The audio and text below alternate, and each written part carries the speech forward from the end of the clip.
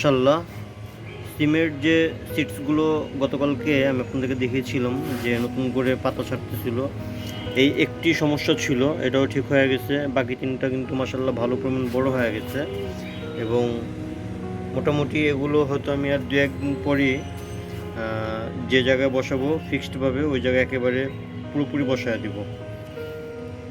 পাশাপাশি আমার যে লাউয়ের সিডসগুলো বসানো ছিল ওগুলোও কিন্তু এখন মোটামুটি আজকের ভিতরে হয়তো চারাগুলো দাঁড়িয়ে যাবে। চারটা চারা ছিল, একটা নষ্ট হয়ে গেছে, বাকি তিনটা আছে। তার উপরে গতকালকে প্রচুর বৃষ্টি হয়েছিল, আমি তো খুবই চিন্তায় ছিলাম বৃষ্টিতে না আবার আমার এই চারাগুলো নষ্ট হয়ে যায়, কারণ এগুলো ছিল ডাইরেক্ট মানে কি বলবো ছাদের বাইরে ছিল, এখানে ডাইরেক্ট বৃষ্টির পানিটা পড়ছে। কিন্তু সমস্যা তেমন হয়নি, কারণ এটার উপরে আমার ওই যে চালনিটা দেওয়া ছিল, এই যে এই বাঁশের যে চালনিটা, এ কারণে তেমন সমস্যা হয়নি, এটা কোনো সমস্যাও হয়নি। পাশাপাশি আগের যে পুরাতন সিম গাছটা ছিল এই গাছগুলো কিন্তু এখন মোটামুটি ভালো আছে। তো দেখা যাক এই গাছগুলো আসলে আমার শেষ পর্যন্ত হয় কি না। আর নতুনভাবে যে এই সিমের সিডসগুলি বসাবো প্লাস লাউয়ের যে বীজগুলি বসাইছিলাম, এখন যে চারা হচ্ছে এগুলো কোথায় বসাবো এগুলো একটু আপনাদের কাছকে আমি দেখিয়ে দিব। মোটামুটি সিমের যে সিডসগুলো আছে বা চারাগুলো হয়েছে, এই সিমের চারাগুলো আমি প্রতিটা ক্যারেটে কর্নার দিয়ে একটা করে বসিয়ে দিব। আর এখানে কিন্তু আমি আরও মাটি দিয়ে দিব, বলতে গেলে অর্ধেক পরিমাণ মাটি দেওয়া আছে, আর অর্ধেক পরিমাণ মাটি দিয়ে দিব। কিন্তু প্রতিটা সিমের চারা, যেমন 4টি চারা আমার এখানে আছে, 4টি চারা প্রতিটা ক্যারেটে একটা একটা করে দিয়ে দিব একেবারে কর্নারে। আমি আপনাদেরকে ভিডিওর মাধ্যমে আবার সব কিছু দেখিয়েও দিব চারাগুলো বসানোর পর। এখন যেহেতু চারাগুলো বসাচ্ছি না, জাস্ট আপনাদেরকে বলে রাখলাম। আর লাউ এক হয়তো ওইখানে বসাবো 2টা চারা, এই বেডটা পরে হচ্ছে লাউয়ের জন্য। পাশাপাশি এই ড্রামে হয়তো একটি চারা বসিয়ে দিতে পারি, এটা এখন আমি ঠিক জানি না, পরবর্তীতে দেখা যাবে। আর সিম গাছগুলো 4টা চারা, এখানে 3টা, এখানে একটা, এভাবে আর কি বসানো যাবে, কোনো সমস্যা হবে না। আর সিমগুলো প্লাস লাউগুলো বসানোর জন্য কিন্তু যেভাবে আমি বলছিলাম সেভাবে কিন্তু আমার অলরেডি গতকালকে কাজ করা শেষ। এই দেখেন এই সাইডে কিন্তু আমি একটা মাচার ব্যবস্থা করে দিছি, প্লাস ওই সাইডেও কিন্তু করে দিছি। এখন শুধু বাকি রইলো উপরটা, 2 সাইড থেকে কিন্তু করা মোটামুটি শেষ। আপনারা যদি একটু ভালোভাবে দেখেন, রোদের জন্য হয়তো বোঝা যাচ্ছে না, ভালোভাবে দেখলে বুঝবেন। এই সাইড থেকেও করা শেষ হয়ে গেছে, প্লাস এই সাইড থেকেও করা শেষ, এখন শুধু উপরটা বাকি। এখন উপরে শুধু একটা এই কাঠের থেকে একেবারে ওই কাঠ পর্যন্ত সুতো টানিয়ে দিব। বলতে গেলে আমি যেটা সবসময় বলতাম যে ত্রিভুজ আকৃতির একটা মাচা এই সাইড কর্নারে আমি জাস্ট রাখবো, এখানে আমি লাউ প্লাস সিম এই দুইটা এবার করে দেখব। এখন আমি যেটাই করতেছি এগুলি জাস্ট হচ্ছে একটু দেখার জন্য, পরবর্তীতে যদি আমি এগুলি থেকে মোটামুটি দেখি যে না ফসল হয় বা হচ্ছে, তাহলে আমি এটাকে নেক্সট ইয়ার থেকে একেবারে উপরে শিফট করব এবং পার্মানেন্টভাবে করব, যাতে আমি প্রতি বছর এভাবে করতে পারি। তবে আজকে ভেন্ডি গাছগুলোতে কিন্তু প্রচুর পরিমাণ ফুল দেখা যাচ্ছে, আপনারা খেয়াল করছেন কিনা জানি না। দেখেন ভেন্ডি গাছে কিন্তু প্রচুর পরিমাণ ফুল, প্রতিটা গাছে গাছে ফুল এবং ভেন্ডি কিন্তু হয়ে আছে। আমি কিছুদিন আগে বলছিলাম এখন কিন্তু যে পরিমাণ ভেন্ডি নিচ থেকে ফুল ফুটতেছে বা হচ্ছে, তাতে কিন্তু ভেন্ডি অনেক বাড়বে। আর আশা করি যে হ্যাঁ ওই দেখেন, আশা করি যে এবার কিন্তু ভেন্ডি আমরা খুব ভালোই পাবো। এই কয়টা ভেন্ডি গাছে মানে এতটা উৎসাহ দিয়েছে, মানে আপনাদের বলে বোঝাতে পারবো না, অনেক উৎসাহ পাইছি এই গাছগুলোকে দিয়ে। প্রতিদিন তো ভেন্ডি হারভেস্ট করতেছি, এমনকি হারভেস্টের ভিডিও দিতে দিতে এখন আর দেওয়াও হয় না প্রতিদিন। তারপরও চেষ্টা করি, যেমন আজকেও যদি ভেন্ডি হারভেস্ট করি, মনে হয় না আজকে করব, কারণ প্রতিদিনই ভেন্ডি কম বেশি হারভেস্ট করা হচ্ছে। একেবারে কালকে যদি আল্লাহ বাঁচায় রাখে ইনশাল্লাহ কালকে ভেন্ডিগুলো হারভেস্ট করব এবং হারভেস্টের ভিডিও আপনাদেরকে দেওয়ার চেষ্টা করব। আর যদি কোনো কারণে আসা না হয় তাহলে তো অন্য হিসাব, কিন্তু আপনাদেরকে দেখাই প্রচুর পরিমাণ কিন্তু ভেন্ডি গাছে হয়েছে আর এখনও কিন্তু হচ্ছে। আর সবচেয়ে বড় কথা হচ্ছে উপরে নিচে এত পরিমাণ ভেন্ডি এবার গাছে পাইতেছি, মানে আপনাদেরকে কি বলবো, খুঁজেও পাওয়া খুব দুষ্কর হয়ে যাচ্ছে, এত পরিমাণ ভেন্ডি হয়ে আছে। এটা এক কথা বলতে গেলে ভেন্ডি গাছে খুবই বরকত পাইছি। আর এই গাছ তো বলতে গেলে দেখেন কত উপরে চলে গেছে, প্রায় এটা 8 ফুট হাইট হয়ে গেছে। এটাকে অনেকে হয়তো বলতে পারে যে আপনি এটা কেটে ফেলতে পারেন, কেটে ছোটো করেন, কিন্তু আমি এটাকে কাটবো না, এটা যত বড় হবে হোক, কারণ দেখতে খুব সুন্দর লাগতেছে। ভেন্ডি গাছটা এরকম যে বড় হচ্ছে দেখতে সুন্দর লাগতেছে, এই সুন্দরের কারণে আমি ওটাকে কাটবো না। আমার যদি একটু অসুবিধা হয় হোক, এই দেখেন কত নিচে একটা বড় ভেন্ডি হয়ে আছে, কিন্তু এগুলো কিন্তু আমার মানে এতদিন চোখেও পড়েনি। আর ছাদ বাগানে আরও কিছু কাজ কিন্তু করা হয়েছে। দেখেন ভেন্ডি কিন্তু মাশাল্লাহ প্রচুর পরিমাণ হয়ে আছে, প্রতিটা গাছে গাছে কিন্তু ভেন্ডি উপরে নিচে সব জায়গায়, এই যে সব জায়গায়। আর করলাও কিছু হয়েছে, করলা আজকে দেখবো না, গতকালকে আপনাকে করলার ব্যাপারটা শেয়ার করছিলাম। আর ছাদ বাগান যেসব কাজ একটু আপডেট করা হয়েছে তার ভিতর এই একটা কাজ, এটা যেমন মাচার কাজটা করা হয়েছে। এখন শুধু উপরটা বাকি, উপরটা এখন করবো না, উপরটা পরেও করা যাবে, এটা সময় এখনও আছে। কিন্তু দ্বিতীয়ত আরেকটি যে ব্যাপার, এই যে আমার এখানে যে একটা লেবু গাছ ছিল, ওই লেবু গাছটাকে আমি জাস্ট এই জায়গায় বসায় দিছি। গাছটা কিন্তু মোটামুটি বলতে গেলে খুবই সুন্দর মতো গ্রো নিচ্ছে। আর একটা কথা হচ্ছে, এতদিন যাবত এটাকে লেবু জানতাম, কিন্তু কালকে এটার পাতা ছেঁড়ার পর স্মেলটা নিয়ে কেমন জানি একটু অন্যরকম লাগতেছে, মানে হয়তো মালটা টাইপ। যাই হোক নাই হোক, একটা কথা বলতে গেলে এটা কোনো সাইট্রাস জাতীয় গাছ, এটা শিওর।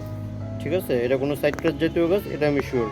আবার লেবুও হতে পারে, আমি আসলে ঠিক এই ব্যাপারটা নিয়ে অনিশ্চিত। তবে যাই হোক, একটা না একটা হবে, ফল গাছই হবে, অন্য কোনো গাছ হবে না।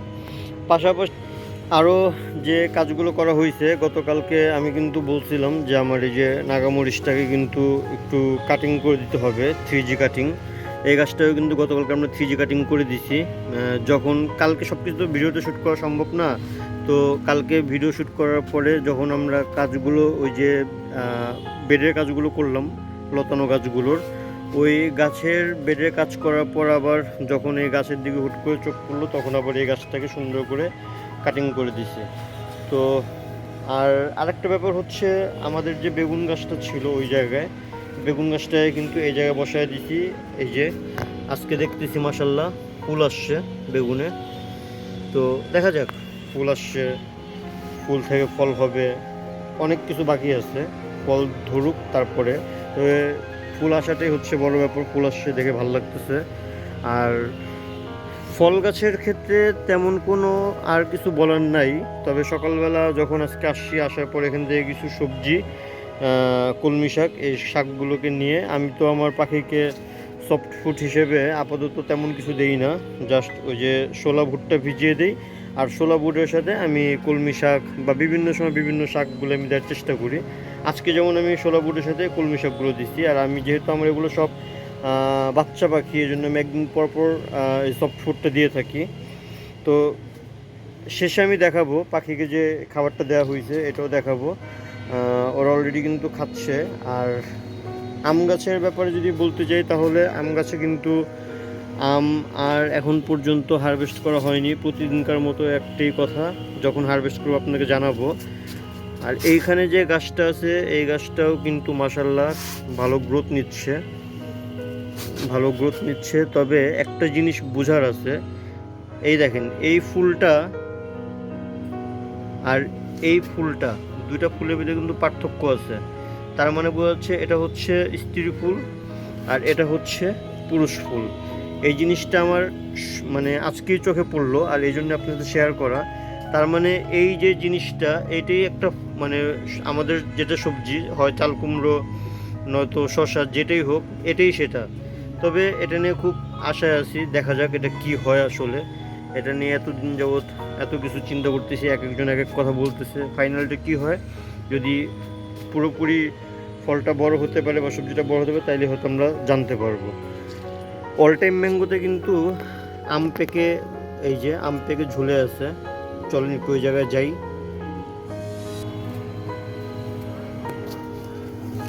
মাশাআল্লাহ,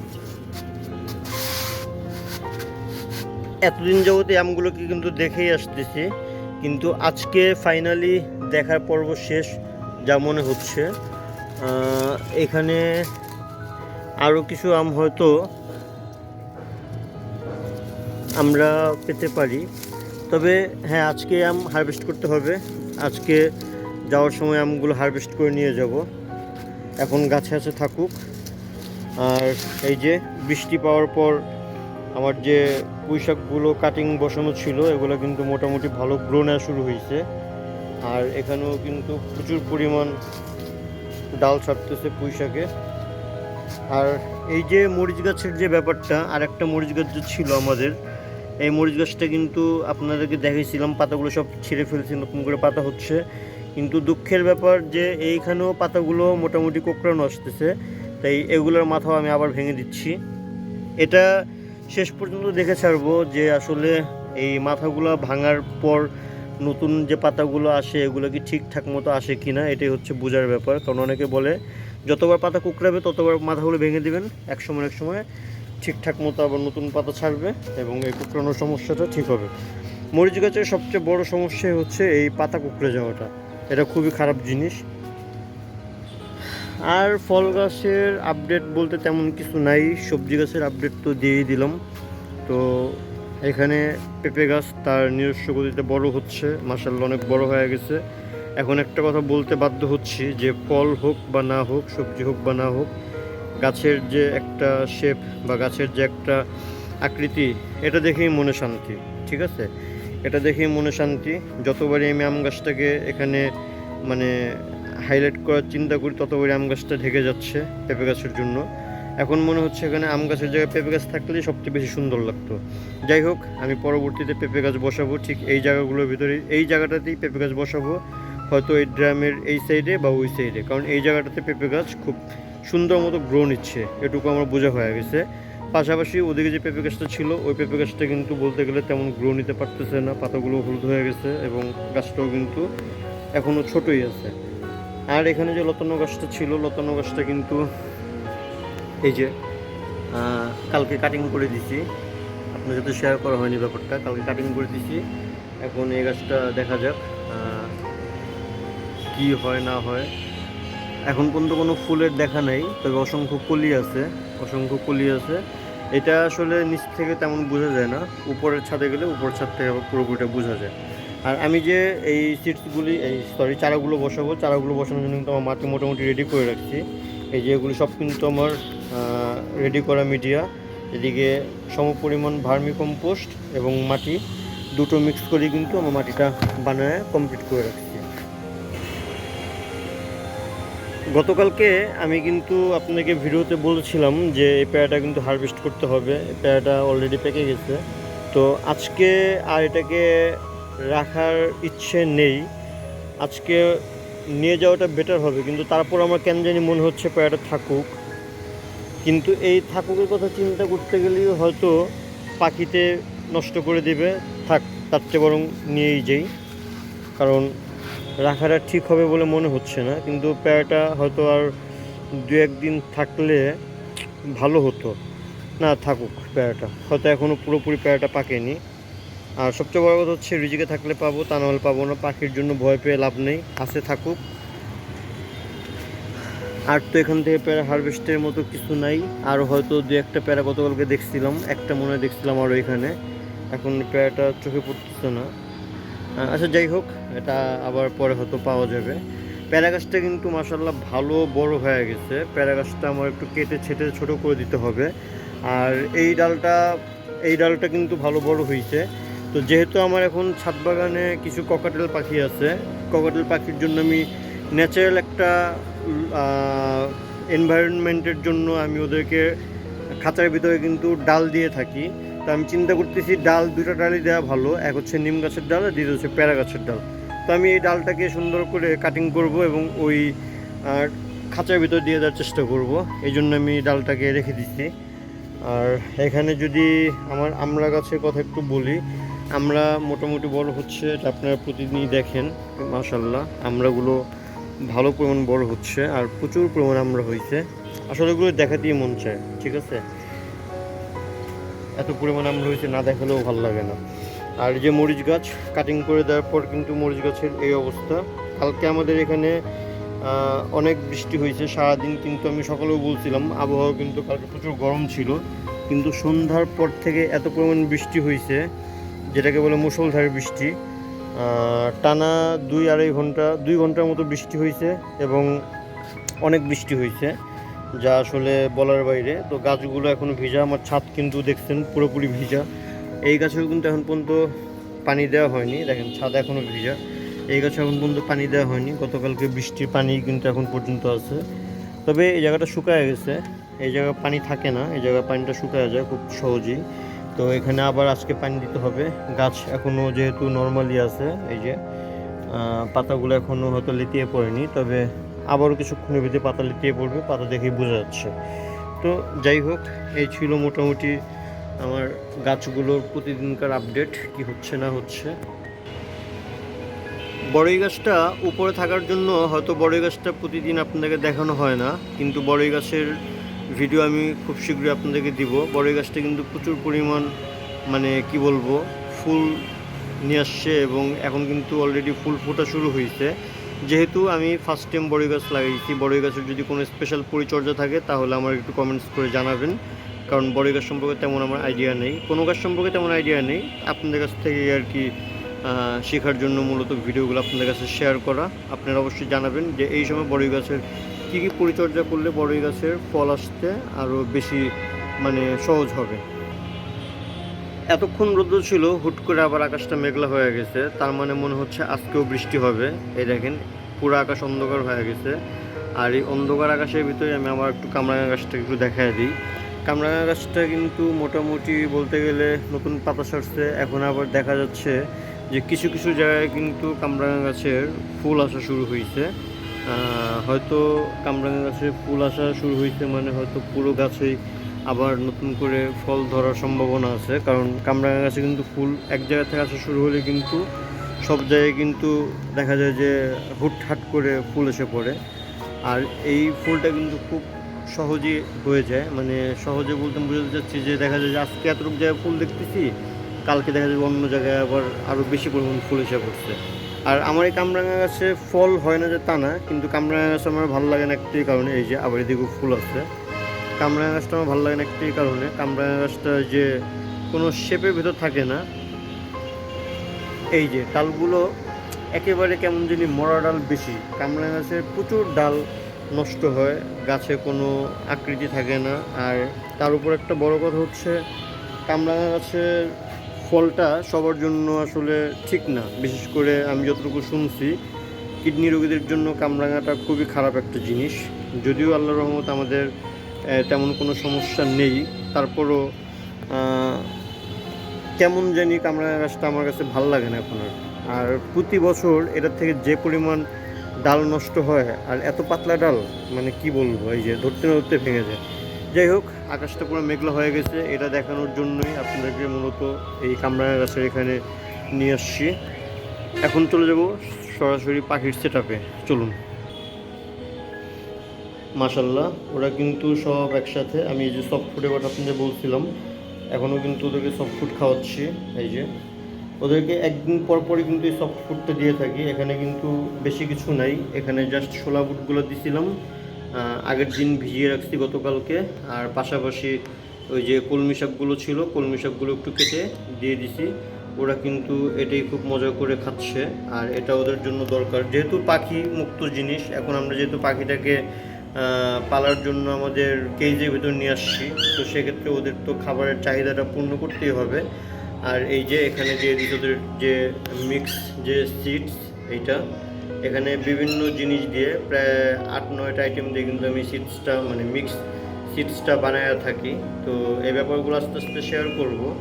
আর এই যে ন্যাচারালভাবে আমি ওদেরকে গাছের ডাল, বিশেষ করে নিম গাছের ডালটাই দিই, আর এর পরবর্তীতে আমি হয়তো ওদেরকে পেয়ারা গাছের ডালটা দিয়ে দিব, বিশেষ করে আমার ছাদ বাগানে যে গাছের থেকে যে ডাল হবে সেটাই দিব। আর এই তো মোটামুটি আল্লাহর মধ্যে পাখিগুলো সুস্থ আছে, তবে গতকালকে বৃষ্টি হওয়ার কারণে হয়তো পাখিগুলোর একটু অসুস্থ হয়নি, তবে ওয়েদারটা ঠান্ডা ছিল। ঠান্ডা থাকলে কী হবে, আমার রুমের পরিবেশ ঠিকঠাক ছিল এবং আমার রুমে কিন্তু সব জানলাগুলি লক করা ছিল, কোনো জানলাই কিন্তু খোলা ছিল না আমার রুমে।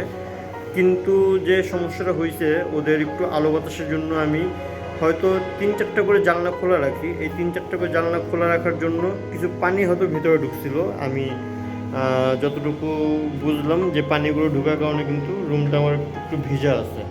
কিন্তু এই ভিজা থাকার কারণেও তেমন কোনো সমস্যা হয়নি, আবার শুকাও গেছে, জাস্ট একটু ভিজা আছে।